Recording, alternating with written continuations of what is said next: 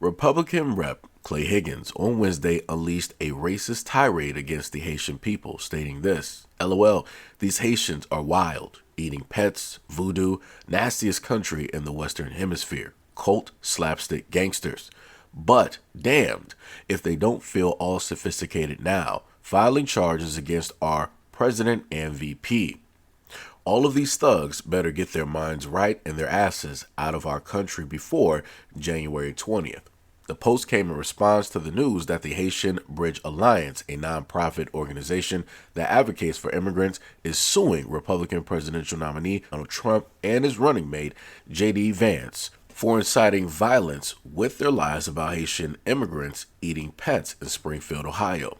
The claim gained traction on Facebook, and Trump and Vance spread it even more widely. Trump amplified the vile accusation on the debate stage against Vice President Kamala Harris earlier this month and has made it a regular part of his stump speech.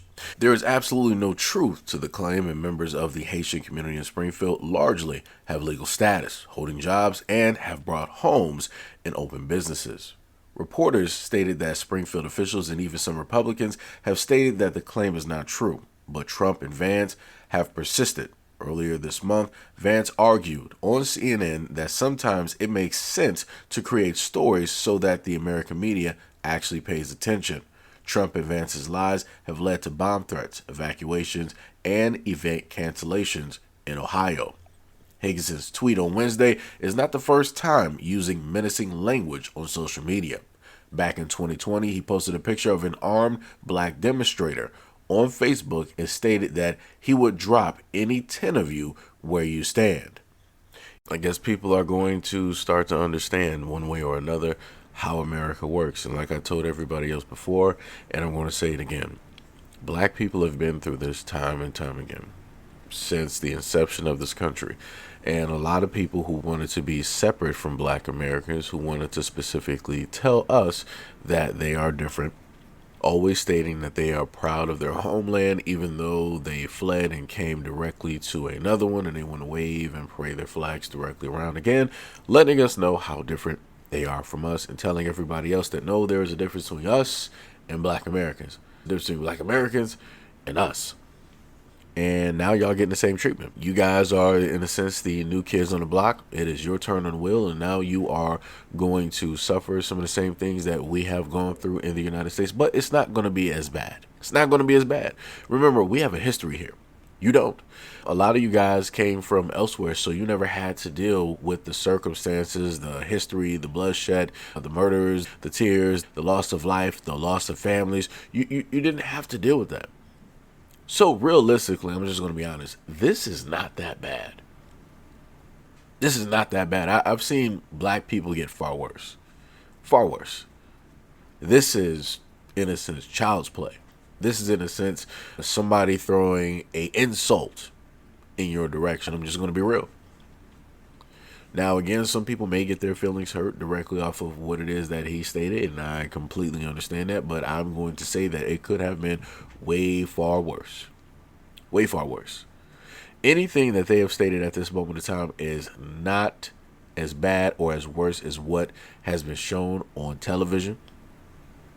The many books that they have written directly about black Americans, the laws that they have enacted against black Americans, the senseless murders and burnings of our towns and our cities. It's not as bad. Again, this is just a obstacle. This is just a small little detour when it deals with America, when it deals with certain things. So the one thing I will sit up there and tell the Haitians is this, right? There was a lady I did a video on, and she stated how black Americans are, in a sense, holding Haitians back and stopping them from doing X, Y, Z and all of these things. That's cool. That's fine. No problem. Now you can clearly see how it is that they look directly at you. So now this would be your time to actually step up and to stand out the same way that historically black Americans have done directly in this country, because I want everybody to understand and respect the fact that none of you guys would be here if it was not for the bloodshed. The many walks, the many bodies, the many cities and towns that we built and that were burned down, the many fights that we have fought and still fight to this day, none of you guys would have been here and able to live comfortably if it was not for us. It is time for all of you, doesn't matter if you're Haitian, Jamaican, African, wherever it is that you came from, it is time for y'all to stand up for yourselves the same way that we have stood up for ourselves. Historically, like I said, we don't have to do it back and forth. There are books written about it. So I'm waiting to see y'all do it, because I will be damned if anybody's going to try to say that black Americans need to be standing up for this and standing up for that and standing up for this. We've been standing for the longest time possible, without any breaks, without any type of defense, without any water, without any food. We've been doing this. It's time for everybody else to get in line and start doing the same thing and stop crying. Just saying. But anyways, let me know what you guys think about this video and everything that was stated in the comment description below. And as always, peace, love, stay tuned for the next video.